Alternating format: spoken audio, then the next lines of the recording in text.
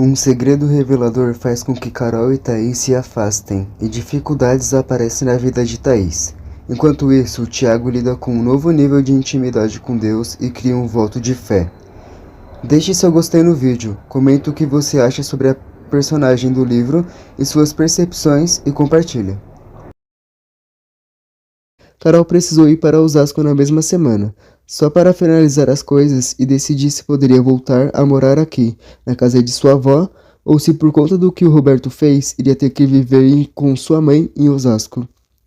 Eu estava com uma intimidade com Thaís, e estava incomodado com o fato de não ter dito a ela sobre o abuso, e este dia estava muito cheio, só consegui falar com ela no período da noite. Pedi para todo mundo nos dar um tempo e minha mãe e Marta levou todos para fora de casa. E quando íamos iniciar o assunto, Carol havia chegado e tinha uma novidade.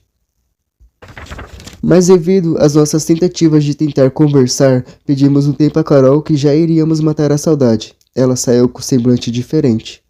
Após terminar a conversa, fomos falar com Carol que virou o rosto para mim e foi conversar com Thaís. Eu fui embora para casa. No dia seguinte, Carol falou para Thaís que ela iria de alguma maneira acabar com tudo, pois ouviu um anjo lhe dizer isso. Mais tarde, Thaís foi em minha casa pedir desculpas pela forma que Carol me tratou. Disse que ela estava magoada, pois viajou de Osasco animada para contar que a mãe dela deixou ela morar na casa de sua avó, e iria ficar mais perto dela, e quando ela chegou, tratamos ela que nem lixo. Depois disso, Carol cortou todos nós de seu ciclo de amizade, terminou com Thaís e bloqueou todo mundo. Como minha mãe estava morando aqui em São Paulo, me senti à vontade em ouvir a voz da minha intuição e voltei para a igreja, dessa vez por vontade própria, não por causa do pastor. No primeiro dia, pude ver o olhar assustado de cada líder.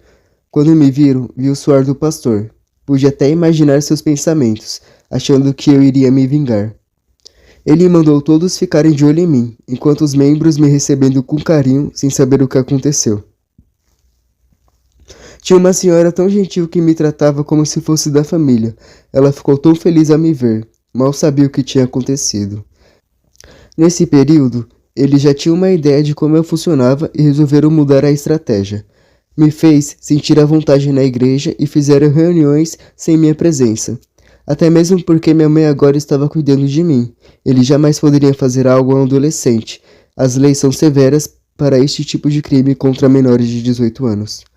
Portanto, tive mais tempo para me comunicar com Deus, sem me preocupar com as outras coisas.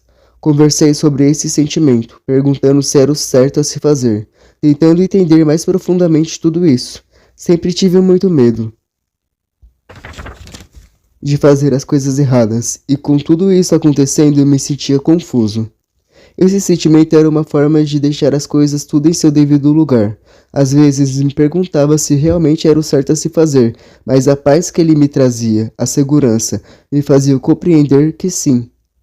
Roberto estava sendo influenciado pelo pastor para me separar de Thaís e começou a falar com ela toda vez que eu ia para a casa dela.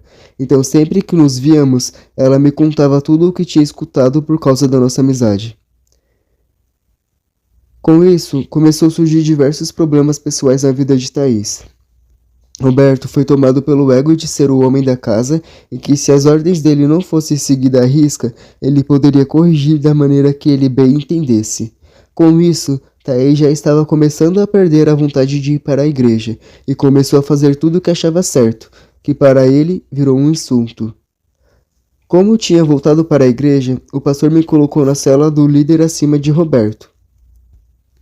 Pois com tanta agitação todas as pessoas estavam diferentes e o pessoal que estava vindo servir no início já tinha saído da igreja. Como Eduardo, o novo líder, sabia da história e agora era ele que iria cuidar de mim e do Pedro, que estava indo comigo para ficar de olho neles, perguntou se nós preferíamos continuar na célula de João ou se com ele estava tudo bem. Respondemos que iria voltar para a célula de João, pois não tínhamos nada para reclamar. Surpreso, Eduardo agradeceu, pois era o objetivo dele e ele não sabia como falar isso para a gente. Ei, como você está? Cansado? Com sono? Já tomou um chá ou um café? Eu estive explicando de forma ordenada o que aconteceu. mas estamos prestes a entrar por um período agitado e irei precisar abusar um pouco de você, pois aconteceu diversas situações nesse período e irei precisar falar com mais detalhes. Então pare um pouco, beba um café, chá ou uma água, alonga-se e retorne, estarei esperando por você. Tudo pronto? Vamos continuar? Minha vida nesse período estava sendo, como poderia explicar? Uma espécie de um sistema onde eu ia para a escola, da escola para a casa de Thaís e da casa de Thaís para a minha casa, e todo dia de culto um acontecimento. Foi então que eu tive uma conversa mais profunda com Thaís. Expliquei para ela que quando fiz 13 anos, tentei reproduzir o abuso na Gabriela, minha sobrinha.